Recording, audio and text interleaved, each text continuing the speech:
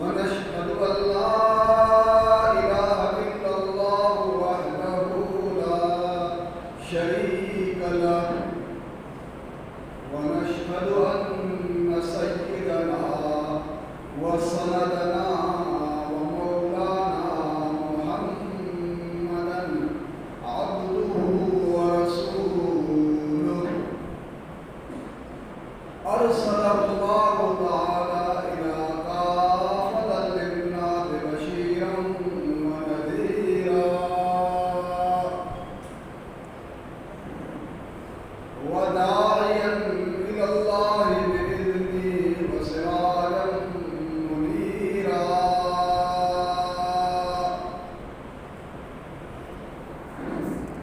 أما بعد فقد قال الله تبارك وتعالى في القرآن المجيد والفرقان الحميد: أعوذ بالله من الشيطان الرجيم. بسم الله الرحمن الرحيم.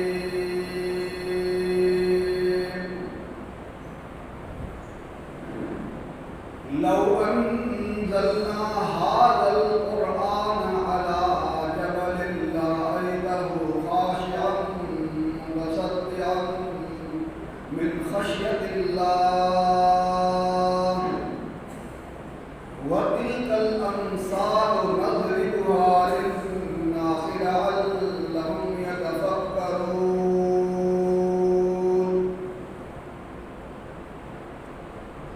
وقال الله عز وجل في موضع آخر: إنا عرضنا الأمانة على السماوات والأرض فأبين أن يحملنها وأشفقن منها وحملها الإنسان إنه كان ظلوما جهولا. وقال النبي صلى الله تعالى عليه وسلم: خيركم من تعلم القرآن وعلمه. وقال النبي صلى الله تعالى عليه وسلم: حملة القرآن حملة رأي الإسلام. صدق الله مولانا العظيم وصدق رسوله النبي الأمين الكريم، ونحن على ذلك لمن الشاهدين والشاكرين، والحمد لله رب العالمين.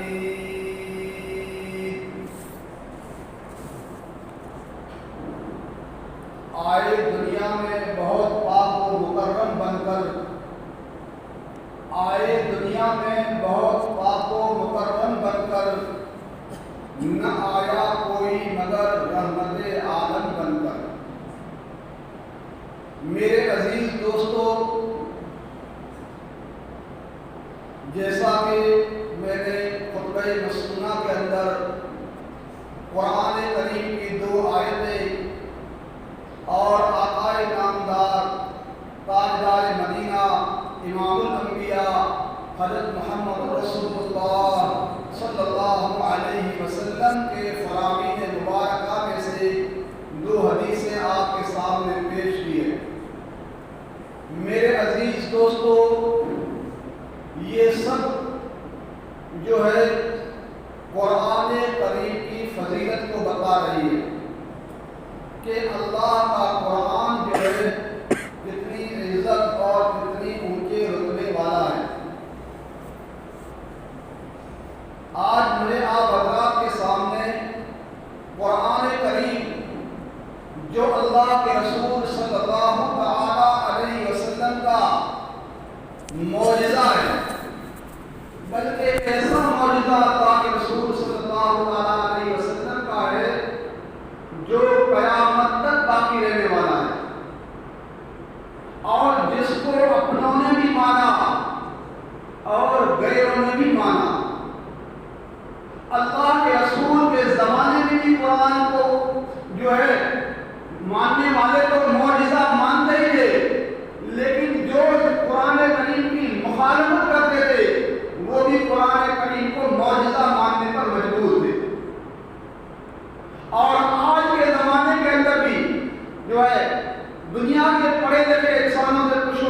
اللہ انسانوں سے پوچھو تو وہ آج بھی اللہ کے قرآن کو معجزہ مانتے ہیں۔ میرے عزیز دوستو، اللہ رب العزت نے اس انسان کو پیدا کیا تو اس انسان کو اللہ رب العزت نے مختصر سی زندگی دے کر بھیجا۔ ہم سے پہلے کتنی قومیں آئی، کتنے دنیا کے اندر طاقتور لوگ آئے، کتنے اس دنیا کے اندر بادشاہ گزرے، کیسے کیسے بڑے بڑے مالدار گزرے، کہ خود اللہ کے قرآن نے کہا التی لم یخلق مثلها فی البلاد، ایسے طاقتور دنیا کے اندر پیدا کیے گئے کہ اللہ نے خود اپنے قرآن میں کہا کہ اب ایسے دنیا میں پیدا ہی نہیں کیے گئے۔ قوم عاد ہے، قوم سمود ہے، ان کی آپ تفسیر کی کتابوں کے اندر جو ہے حالات پڑھو تو معلوم ہوتا ہے کتنی بڑی بڑی طاقتور قومیں تھیں۔ آج بھی ان کے مکانات کے نشان جو ہے عرب ملکوں کے اندر مدین وغیرہ کے اندر موجود ہیں۔ لیکن میرے عزیز دوستو، جب ان لوگوں نے اللہ رب العزت کی نافرمانی کی، اللہ نے انہیں ہلاک کر دیا،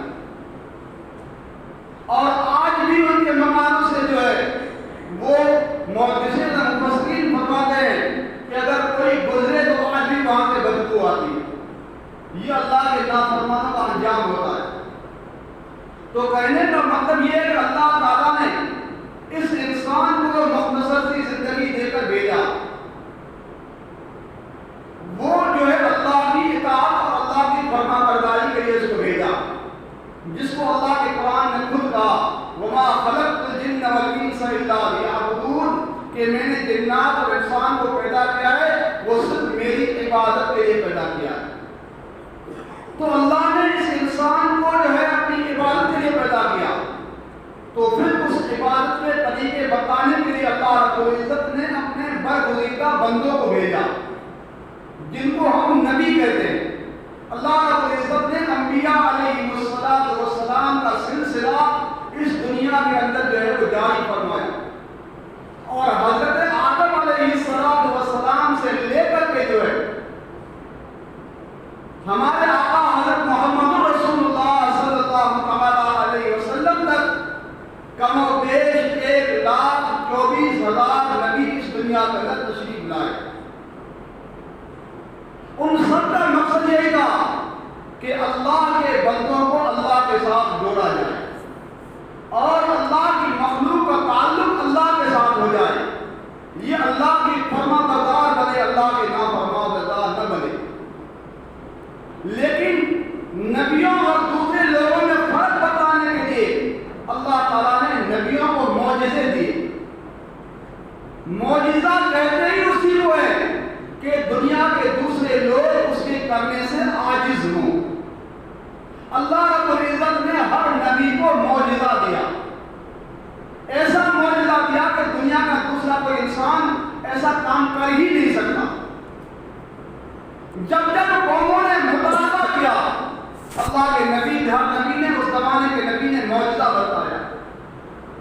حضرت صالح علیہ السلام قوم سمود کی طرف نبی بنا کر بھیجے گئے۔ قوم سمود نے حضرت صالح سے مطالبہ کیا کہ اگر آپ اللہ کے برحق نبی ہیں تو ہمیں سامنے والے پہاڑ سے گابن اونٹنی پیدا کر کے بدلا۔ اللہ کے نبی نے منع بھی فرمایا کہ اے قوم مجھے مان لو، میں اللہ کا نبی ہوں۔ اللہ رب العزت سے تم اگر معجزہ طلب کرتے ہو تو جب معجزہ آ جاتا ہے اس کے بعد اگر کوئی قوم انکار کرتی ہے تو اللہ کی پکڑ بھی سخت آتی ہے، لیکن قوم حق درد اور ضدی بھی نہیں مانی۔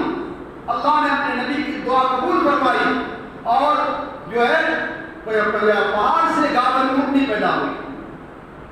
پورا واقعہ تفسیر کتاب میں لمبا آتا ہے۔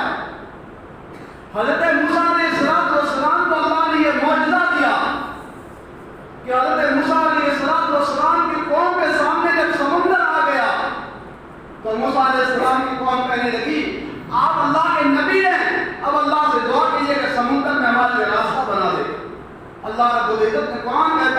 کہ موسیٰ علیہ السلام نے جیسے ہی سمندر میں لاٹھی ماری، سمندر نے 12 راستے دے دیے۔ قوم بنی اسرائیل کے 12 قبیلے تھے، ہر قبیلے کا الگ راستہ بن گیا۔ جب قوم کے پاس پانی ختم ہو گیا، موسیٰ علیہ السلام نے پتھر پر لاٹھی ماری، جو پتھر سے پانی ابلنے لگا۔ یہ نبی کا معجزہ تھا، ہر انسان نہیں کر سکتا اس کو۔ حضرت یوسف علیہ السلام کو اللہ نے پوری کائنات کا آدھا حسن دیا، یہ یوسف علیہ السلام کا معجزہ تھا۔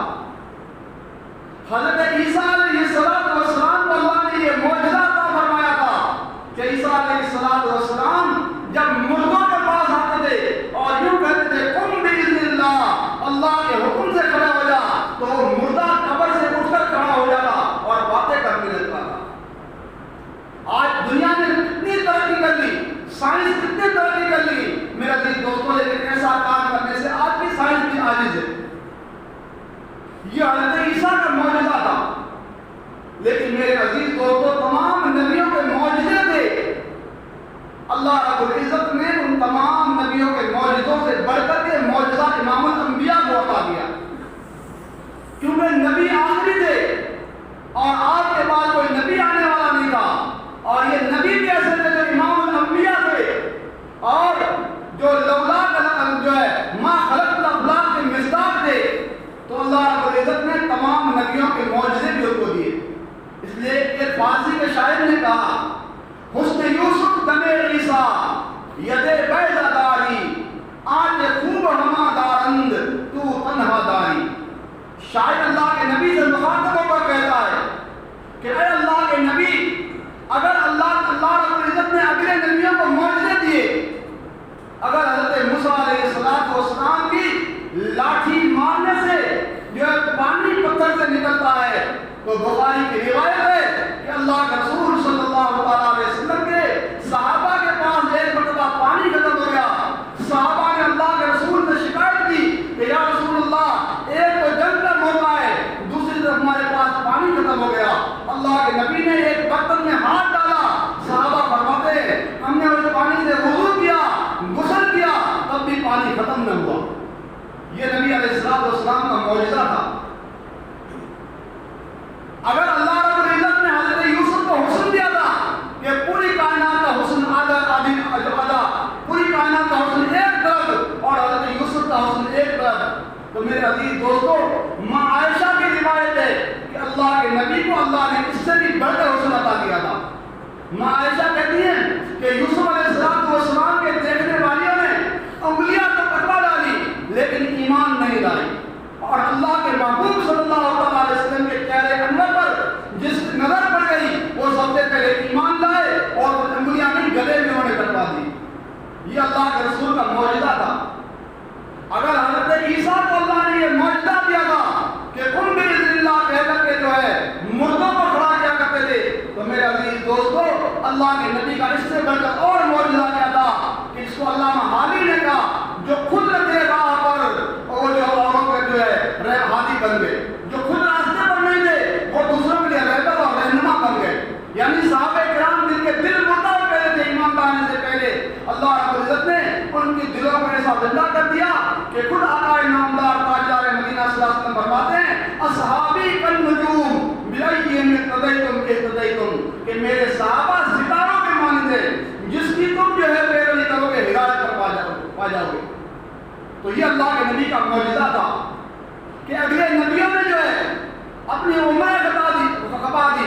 نوح علیہ السلام 950 سال تک قوم کو دعوت کرتے رہے، لیکن آخر میں ایمان لانے والے 80 تھے، اور نبی علیہ السلام کو اللہ رب العزت نے 23 سال کی مدت دی، اور آپ جب اس دنیا سے جا رہے ہیں تو میرے عزیز دوستو 1.25 لاکھ صحابہ کرام کا مجمع چھوڑ کر جا رہے ہیں، اور اس کے اندر بھی ایسے باکمال انسان چھوڑ کر جا رہے ہیں کہ اللہ کا رسول فرماتے ہیں کہ لو کان بعدی نبی لکان عمر، کہ اگر میرے بعد نبوت کا دروازہ کھلا ہوا ہوتا تو عمر وہ انسان ہے کہ نبی ہوتے۔ یہ اللہ کے رسول صلی اللہ علیہ وسلم کی محنت کر دیا۔ تو کہنے کا مطلب یہ ہے کہ میرے عزیز دوستو اللہ رب العزت نے ہر نبی کو معجزہ دیا، اللہ کے رسول صلی اللہ علیہ وسلم کو اللہ تعالیٰ نے اس سے بڑھ کر معجزے دی۔ ایک بہت بڑے محدث گزرے ہیں، محدث نہیں مفسر بھی ہے، بلکہ مؤرخ بھی ہے علامہ جلال الدین سیوطی رحمۃ اللہ تعالیٰ علیہ، جن کی آج بھی جو ہے کتابیں جو ہے عربی مدارس میں پڑھائی جاتی ہے، جلالین وغیرہ۔ علامہ جلال الدین سیوطی رحمۃ اللہ تعالیٰ علیہ فرماتے ہیں کہ صرف میری کوتاہ نظر سے جو ہے اللہ کے نبی کے 1000 معجزے گزرے۔ یہ جلال الدین سیوطی کہتے ہیں۔ میرے عزیز دوستو، اندازہ لگاؤ اللہ کے نبی کو اللہ تعالیٰ نے کتنے بڑے معجزے عطا کیے ہوں گے۔ لیکن علماء نے لکھا ہے کہ ان تمام معجزات کا تعلق ذات نبی کے ساتھ تھا، یعنی نبی علیہ السلام اس دنیا تشریف لے گئے تو اب وہ معجزے کو ظاہر نہیں کر سکا امت میں سے، لیکن اللہ کے نبی کا ایک معجزہ جو ہے وہ آج بھی باقی ہے، جو امت کے پاس ہے، وہ قرآن ہے۔ جو میں نے آپ حضرات کے سامنے قرآن کریم کی جو ہے فضیلت کے متعلق آیتیں اور حدیثیں پڑھی، اسی کا یہی بتا رہے کہ قرآن اللہ کے نبی کا وہ معجزہ ہے کہ رہتی دنیا تک قائم رہے گا۔ جو ہے اس سے بڑھ کر اور کیا ہوتا ہے کہ آج کی دنیا کے اندر سب سے زیادہ عقل مند اور سب سے زیادہ ہوشیار جو طبقہ اپنے آپ کو سمجھتا ہے وہ صحافیوں اور پترکاروں کا ہوتا ہے کہ وہ بڑے بڑے سیاستدانوں کو بھی جو بات میں پکڑ لیتے ہیں۔ لیکن میرے عزیز دوستو، انہی صحافیوں سے آپ یہ کہیں کہ آپ کا ہی لکھا ہوا مضمون ہے، ایک صفحے کا 1 گھنٹے کے بعد سنا دو تو وہ نہیں سنا سکتے۔ یہ قرآن ہے کہ 30 سے 30 پارے جو ہے ایک 7 سال کا بچہ 10 سال کا بچہ جو ہے وہ پورا کا پورا زبانی سنا رہا ہے۔ یہ اللہ کے قرآن کا معجزہ ہے۔ اور ایسا نہیں کہ عرب کے لوگ نہیں، جو قرآن کو سمجھتے نہیں ہیں وہ لوگ بھی پورا کا پورا بچے قرآن پاک سنا دیتے ہیں۔ تو میرے عزیز دوستو، یہ قرآن کا معجزہ ہے۔ یہ قرآن آج ہمارے، کیونکہ اللہ کے نبی آخری نبی ہیں، اب آج کے بعد کوئی نبی آنے والا نہیں ہے، اس لیے اللہ رب العزت نے آپ کو معجزہ بھی ایسا دیا کہ قیامت تک باقی رہے، اور اس معجزے کے بعد کوئی دوسرا معجزہ ہی نہیں ہوگا۔ میرے عزیز دوستو، تو اس اللہ تعالیٰ نے اتنا بڑا قرآن ہمیں جو عطا فرمایا ہے، ہمیں اس قرآن کی قدر کرنی ہے اور ہمیں اس قرآن پاک کی تلاوت کا جو ہے وہ معمول بنانا ہے۔ ہندوستان کے بہت بڑے زبردست عالم گزرے ہیں، بلکہ جن کے جو ہے آج پوری دنیا کے جو شاگرد پھیلے ہوئے ہیں، جو دارالعلوم دیوبند کے جو ہے صدر مدرس حضرت مولانا محمود حسن دیوبندی رحمۃ اللہ علیہ، جنہیں دنیا حضرت شیخ الہند رحمۃ اللہ علیہ کے نام سے یاد کرتی ہے، جن کے ایسے ایسے نامور شاگرد گزرے ہیں، حضرت مولانا شیخ الاسلام مولانا حسین احمد مدنی رحمۃ اللہ علیہ، جن کے نام سے کون نا واقف ہے۔ یہ حضرت شیخ الہند کے شاگرد علامہ انور شاہ صاحب کشمیری رحمۃ اللہ علیہ، جنہیں دنیا خاتم المحدثین کہتی ہے، وہ حضرت شیخ الہند کے شاگرد جو ہے علامہ شبیر احمد عثمانی رحمۃ اللہ علیہ، یہ حضرت شیخ الہند کے شاگرد۔ حضرت شیخ الہند رحمۃ اللہ علیہ ہندوستان کی آزادی کے لیے جو ہے مالٹا کی جیل کے اندر قید رہے، جب جو ہے کئی سالوں کے بعد رہا ہو کر کے آئے تو ایک مجمع بیٹھے ہوئے جس میں بڑے بڑے علماء بیٹھے ہوئے تھے، حضرت مدنی بیٹھے ہوئے، علامہ احمد شاہ صاحب بیٹھے ہوئے، علامہ شبیر احمد عثمانی بیٹھے ہوئے، ایسے نامور محدثین مفسرین حضرت شیخ کی مجلس میں بیٹھے ہوئے ہیں۔ تو حضرت شیخ الہند رحمۃ اللہ علیہ فرمانے لگے کہ میں نے جیل کے اندر 2 سبق سیکھے۔ تو اب سب بڑے بڑے علماء متوجہ ہو گئے کہ ہمارے استاد نے 2 بڑے کون سے سبق سیکھے۔ تو سب نے جب بات سنی تو یہ کہا کہ ایک تو یہ ہے کہ قوم کو قرآن سے جوڑو، امت کو قرآن سے جوڑو۔ دوسری بات یہ کہ امت کے اندر نا اتفاقی ختم کرو، اتفاق پیدا کرو۔ اگر قرآن سے امت جڑ جائے گی اور امت کے اندر اتفاق ہو جائے گا تو میرے عزیز دوستو، اللہ اس امت کو وہ دن دکھلائے گا جو اللہ نے صحابہ کرام کو دکھلائے گی، کیونکہ صحابہ بھی ہمارے طرح انسان تھے۔ جو قرآن صحابہ کے پاس تھا وہی قرآن ہمارے پاس ہے، جو مسجدیں صحابہ کے پاس تھی وہی صحابہ ہمارے پاس ہیں، لیکن جو کوئی ہمارے پاس ہے، لیکن ہمارے اور صحابہ کی زندگی میں فرق کیا ہے، اس کا نقشہ علامہ اقبال رحمۃ اللہ علیہ نے کھینچا ہے۔ علامہ اقبال کہتے ہیں کہ صحابہ تھے تو تھوڑے، اور ایسا نہیں کہ وہ دنیا کے مالدار تھے، نہیں، بلکہ ان کے پاس تو کھانے کی بھی چیزیں نہیں تھی، اپنے پیٹوں پر پتھر باندھے ہیں، لیکن میرے عزیز دوستو، صحابہ جہاں بھی گئے کامیابی نے ان کے قدم چومے۔ اور آج کے مسلمان زیادہ تعداد میں ہونے کے باوجود جو ہے اتنی ذلت کیوں برداشت کر رہے ہیں؟ تو علامہ اقبال نقشہ اس شعر میں کھینچا ہے کہ وہ زمانے میں معزز تھے مسلمان ہو کر، وہ زمانے میں معزز تھے مسلمان ہو کر، ہم ذلیل ہوئے طالب قرآن ہو کر۔ صحابہ نے اللہ کے قرآن کو سینے سے لگایا تھا، اور آج ہم نے میرا عزیز دوستو اللہ کے قرآن کو چھوڑ دیا ہے، اس وجہ سے امت ہر جگہ ذلت اٹھا رہی ہے۔ بس ایک مختصر بات کہہ کر اپنی بات کو ختم کرتا ہوں۔ ایک بہت بڑے مفسر گزرے ہیں جن کی تفسیر کی کتاب بھی جو ہے وہ عربی مدارس موجود ہے، روح المعانی جس کا نام ہے، جس کے مصنف ہیں علامہ آلوسی رحمۃ اللہ تعالیٰ علیہ۔ علامہ آلوسی رحمۃ اللہ تعالیٰ علیہ قرآن کے متعلق کہتے ہیں کہ انزل اللہ اشرف الکتب علی اشرف الرسل بسفارت اشرف الملائکہ فی بقعۃ اشرف الارض فی اشرف اللیلہ فی اشرف الاشہر۔ علامہ آلوسی فرماتے ہیں کہ اللہ رب العزت نے قرآن کا تعلق جس کے ساتھ رکھا ہے وہ عزت کی چوٹیوں کو پہنچا ہے۔ سب سے پہلے تو علامہ آلوسی فرماتے ہیں اس قرآن کا تعلق اللہ کی ذات کے ساتھ ہے، اس کا کلام ہے جو عزتوں اور ذلتوں کا مالک ہے، وہ عز من تشاء و ذل من تشاء۔ جس کو عزت ملتی ہے وہ بھی اللہ کی طرف سے، جس کو ذلت ملتی ہے وہ بھی اللہ کی طرف سے۔ تو سب سے پہلے اللہ کی ذات کے ساتھ قرآن کا تعلق۔ پھر علامہ آلوسی فرماتے ہیں کہ جس جو ہے واسطہ اللہ تعالیٰ نے بنایا جبرائیل امین کو، جو جبرائیل تمام فرشتوں کے سردار۔ پھر اللہ نے جس ذات پر اتارا وہ امام الانبیاء تمام نبیوں کے سردار۔ پھر اللہ رب العزت نے جس زمین کا انتخاب کیا وہ زمین تمام زمینوں کی سردار، مکہ اور مدینہ کی زمین۔ پھر اللہ رب العزت نے جس زبان کا انتخاب کیا وہ زبان تمام زبانوں کی سردار، عربی زبان۔ پھر اللہ رب العزت نے جس مہینے کا انتخاب کیا وہ مہینہ تمام مہینوں کا سردار، یعنی شہر رمضان الذی انزل فیہ القرآن، کہ رمضان مبارک کے مہینے میں قرآن اتارا۔ پھر اللہ نے اس رمضان میں بھی جو ہے جس رات میں اتارا وہ رات تمام راتوں کی سردار لیلۃ القدر۔